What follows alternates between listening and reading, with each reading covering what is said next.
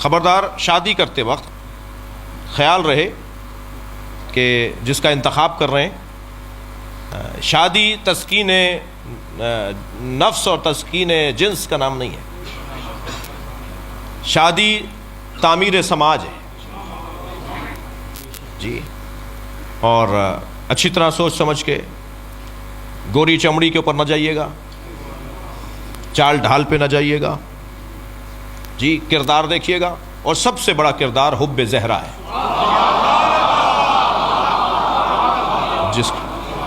جس کے دل میں اہل بیت کی محبت پہلا معیار یہ ہونا چاہیے. اب اپنے آپ کو تسلی دے رہے تھے مولانا میں شیعہ کر لوں گا، کیا معلوم تمہیں سنی کر دے وہ، ہم کیسے سنی ہو جائیں گے؟ اچھا نہیں ہو گئے جی. کہ مولانا شیعہ سنی تو شیعہ ہوتے ہیں، شیعہ سنی نہیں ہوتے. میں نے تو بہت شیعہ دیکھے جو سنی ہوتے ہیں.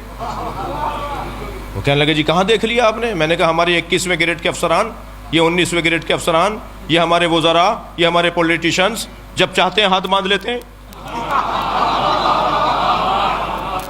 یہ شیعہ سنی نہیں ہوتا. پیسے کی خاطر، دنیا کی خاطر، کرسی کی خاطر. دو لوگوں کو تو مولا علی کا نام ہی نہیں لینا چاہیے، ایک بزدل کو، ایک کنجوس کو.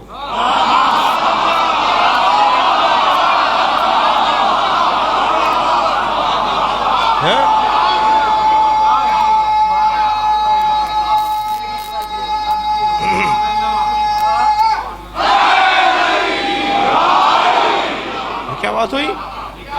یہ کیا بات ہوئی؟ پیسے کی خاطر ہاتھ باندھ لیے، کرسی کی خاطر ہاتھ باندھ لیے. مجھے وہ سنی بڑا اچھا لگتا ہے جو لاکھوں شیعوں میں کربلا میں ہاتھ باندھ کے نماز پڑھ رہا ہوتا ہے. واللہ مجھے وہ سنی بڑا پیارا لگتا ہے جو مشہد مقدس میں امام رضا کے حرم میں لاکھوں شیعوں میں ہاتھ باندھ کے نماز پڑھتا ہے. وہ ہاتھ باندھ کر بتاتا ہے کہ میں نے جو دین سمجھا ہے اس پر عمل کر رہا ہوں. اور دوسرا پیغام یہ دیتا ہے شیعوں سے ڈرا نہیں کرو، یہ مارتے نہیں ہیں، اسے کوئی خوف نہیں ہوتا، وہ لاکھوں شیعوں میں ہاتھ باندھ کے نماز پڑھ رہا ہوتا ہے. مجھے وہ سنی بہت اچھا لگتا ہے، مگر وہ شیعہ بہت برا لگتا ہے جو خاندانی شیعہ ہے مگر جی وہ کرسی بچانی ہے. تمہیں کیا پشیمانی ہے مولا علی کا نام لینے سے؟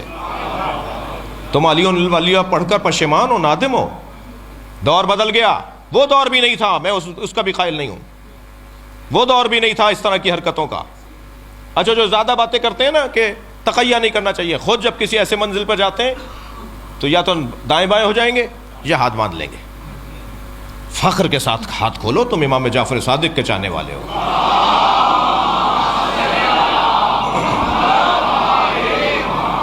جی اگر ابھی تک بات سمجھ میں نہیں آئی ہے تو وہ علیحدہ بات ہے، سمجھ لینا چاہیے کسی کے پاس جا کر کہ بھئی ہاتھ کھولتے کیوں ہیں.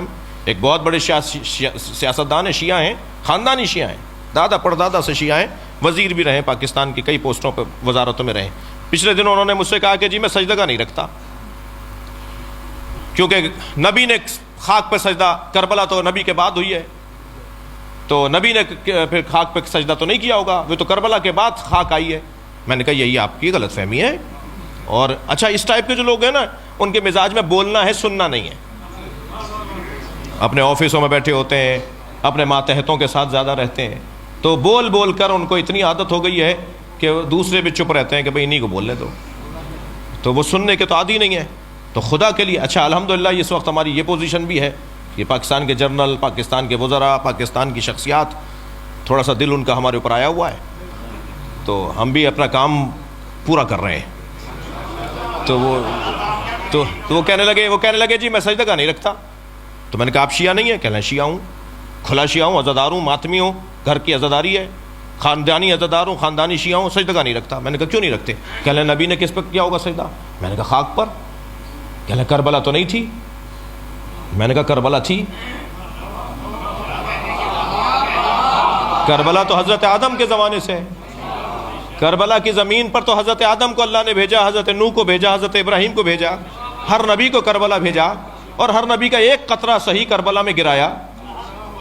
ٹھوکر لگی، سر پھٹا، گھٹنا چھلا، پیر کے انگوٹھا چھلا، خون کا ایک قطرہ ضرور نکلا ہے ہر نبی کا.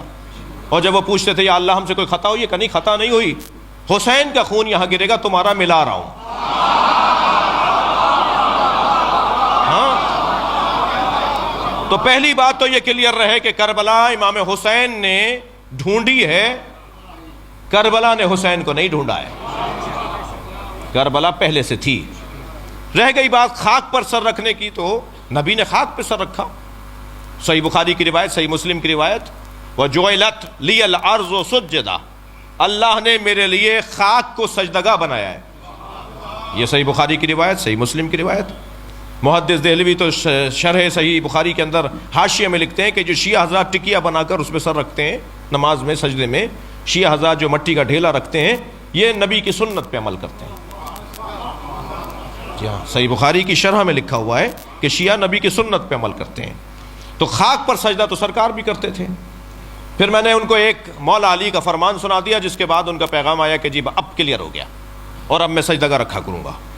وہ یہ کہ مولا علی سے پوچھا گیا، یا علی، ہر رکعت میں قیام ایک ہے، رکوع ایک ہے، سجدے دو کیوں ہیں؟ فلسفہ احکام، مولا سجدے دو کیوں ہیں؟ تو مولا نے قرآن کی آیت پڑھی کہ سجدے دو اس لیے ہیں کہ جب تم پہلا سر سجدے میں رکھتے ہو، پہلے سجدے کے لیے سر رکھتے ہو خاک پر، تو قرآن پکار کر کہتا ہے منہا خلقناکم، تم اسی مٹی سے بنے ہو. اور جب دوبارہ سر رکھتے ہو تو آیت آگے بڑھتی ہے وَفِيهَا نُعِيدُكُمْ، اسی مٹی میں واپس جاؤ گے.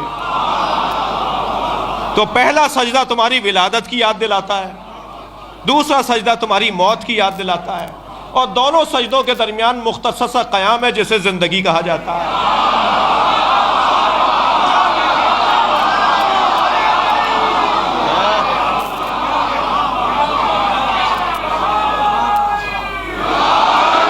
بہت عمدہ، بہت شکر گزار ہوں. بس ایک جملہ میرا بھی اس میں، مولا کا فرمان یہاں رک گیا. یہ جو دو سجدوں کے درمیان مختصر قیام ہے، اسے زندگی کہتے ہیں، جو استغفار پر مشتمل ہے.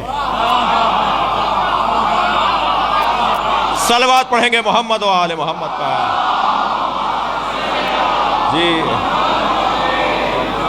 جی مولانا، پہلا سجدہ ولادت کی یاد، دوسرا سجدہ موت کی یاد. خاک پر سر رکھو گے تو یاد آئے گا مٹی سے بنے ہو. مولا علی نے فلسفہ بیان کیا، خاک پر سر رکھو گے تو یاد آئے گا مٹی میں واپس جانا ہے. دقت فرمائی آپ نے. تو بچوں سے کہہ رہا تھا کہ انتخاب کرتے وقت ذرا کہیں ایسا نہ ہو کہ برعکس ہو جائے، تم نے اپنے آپ کو دھوکہ دیا کہ میں تو شیعہ کروں. اچھا کوئی ہے اتنا ہنرمند تو حرام نہیں ہے.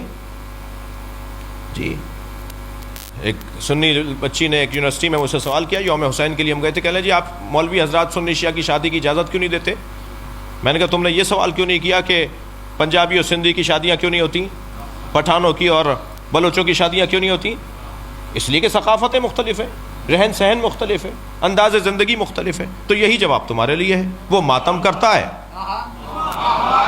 یہ ماتم نہیں کرتی.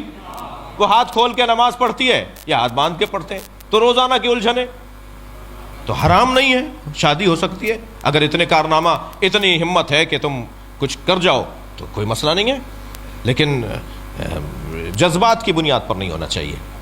تو شادی کے لیے جو سب سے اہم بات ہے وہ کف کا ہونا ہے. مولانا کف کیا ہے؟ تو ایک کونے سے آواز آئی ایک مولانا کی کہ کف کا مطلب یہ ہے کہ وہ اگر ایم اے پاس ہے تو یہ بھی ایم اے ہونے چاہیے کم سے کم. لڑکی اگر مثال کے طور پر فرض کیجئے پی ایچ ڈی ڈاکٹر ہے تو لڑکے کو بھی کم سے کم اتنا تو ہونا چاہیے، تھوڑا زیادہ ہو تو بہتر ہے. جی وہ کروڑ پتی باپ کی بیٹی ہے تو یہ بھی بہرحال اسٹیٹس، پیسہ، دولت، مکان، گاڑی، بنگلہ ایک جیسا ہونا چاہیے. یہ کف ہے. دوسرے نے کہا نہیں یہ کف نہیں ہے، کف ہے ایمان. دونوں کا ایمان اچھا ہونا چاہیے. تو میں نے مولانا سے کہا مولانا میں آپ سے بہت زیادہ متفق نہیں ہوں. دنیا میں کوئی دو آدمی تو دکھائیے جن کا ایمان ایک جیسا ہو. برابر کے ہے ہی نہیں کوئی. جی پھر تو کسی نبی کا کف نہیں تھا. کسی میں دم ہے کہیں حضرت خدیجہ، حضرت ابو ذر اور حضرت سلمان کا ایمان ایک جیسا نہیں ہے. تو ایمان ایک جیسا کیسے ہوگا؟ تو یہ مجھے اپنے آپ کو سمجھانے کے لیے تو بہت اچھا ہے، قریب تر تو آ گیا ہوں، لیکن یہ آئیڈیل بات نہیں ہے. یہ مثالی بات نہیں ہے. دنیا میں کوئی جوڑا کفر کی بنیاد پر نہیں بنا. بی بی خدیجہ پر میرے ماں باپ قربان، مگر کیا وہ نبی کے برابر تھی؟ کوئی جوڑا دنیا میں برابری کی بنیاد پر نہیں بنا. بہت دیر لگا دی ایک جملے کو کہنے میں. کوئی جوڑا برابری کی بنیاد پر نہیں بڑھا، ایک جوڑا برابری کی بنیاد.